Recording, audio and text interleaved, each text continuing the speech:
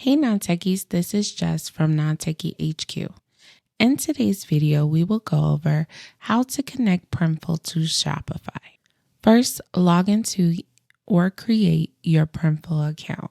Once you log in, you will be brought to your homepage.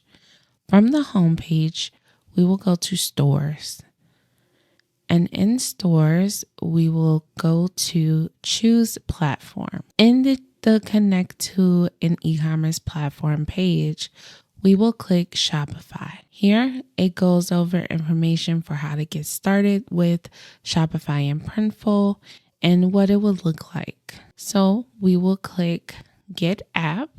And since we are logged into our Shopify store, we can click Install. And this will add this app to our Shopify store. We will see that it needs to view certain permissions in our store. And then we will click Install to give access to this app. Once back in your Shopify dashboard, you'll see a pop-up that asks if you have a Printful account.